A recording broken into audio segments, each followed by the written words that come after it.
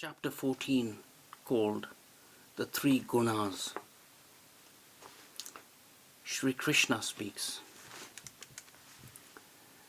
Once more I shall teach you that uttermost wisdom. The sages who found it were all made perfect, escaping the bonds of the body. In that wisdom they lived, made one with my holy nature. Now they are not reborn when a new age begins, nor have they any part in its dissolution.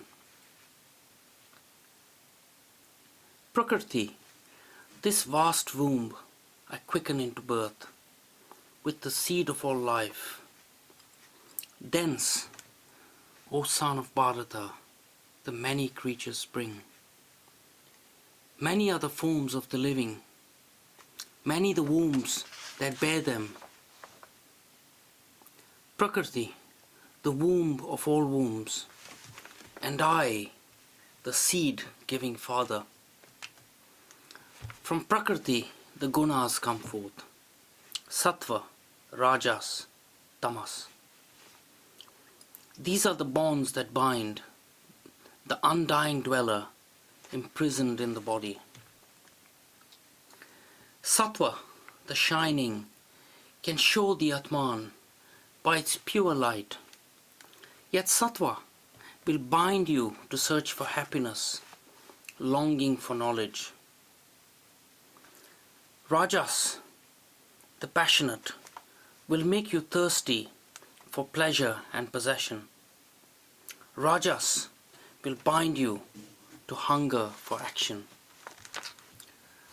Tamas, the ignorant, bewilders all men. Tamas will bind you with bonds of delusion, sluggishness, stupor. The power of Sattva enslaves the happy. The power of Rajas enslaves the doers. The power of Tamas enslaves the deluded and darkens their judgment. When Sattva prevails over Rajas, Tamas, man feels that Sattva. When Rajas prevails over Sattva, Tamas, man is seized by that Rajas. When Tamas prevails over Rajas, Sattva, man yields to that Tamas. When understanding shines in through the senses, the doors of the body, no Sattva is present. In greed, in the heat of action, in eager enterprise, in restlessness, in all desire, no Rajas, the ruler. When the mind is dark, bewildered, slothful, and lost in delusion, no Tamas prevailing. That man who meets death in the hour of Sattva goes to a sinless home among the saints of God. He who dies in Rajas will be reborn among those whose bondage is action. He who dies in Tamas will return to the womb of a dullard. Fruit of the righteous act is Sattva, purest joy. As for the deeds of Rajas, pain is their fruit. Truly, ignorance is all the fruit of Tamas. Of Sattva, knowledge is born. Of Rajas, greed. Tamas brings forth bewilderment, delusion, darkness.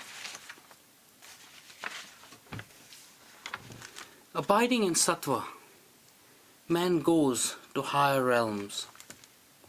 Remaining in Rajas, in this world he remains. Sunk in Tamas, his lowest nature, he sinks to the underworld. Let the wise man know these gunas alone as the doers of every action.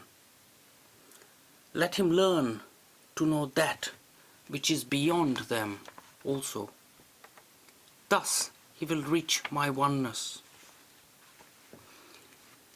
When the dweller in the body has overcome the gunas that cause this body, then he is made free from birth and death, from pain and decay. He becomes immortal. A man is said to have transcended the gunas when he does not hate the light of sattva, or the activity of rajas, or even the delusion of tamas, while these prevail, and yet does not long for them after they have ceased. He is like one who sits unconcerned and is not disturbed by the gunas. He knows that they are the doers of all action and never loses this power of discrimination. He rests in the inner calm of the Atman, regarding happiness and suffering as one. Gold, mud and stone are of equal value to him. The pleasant and unpleasant are alike. He has true discernment. He pays no attention to praise or to blame. His behavior is the same when he is honored and when he is insulted. When men go to war, he does not regard either side as his enemies or his partisans. He feels no lack of anything. Therefore, he never initiates any action.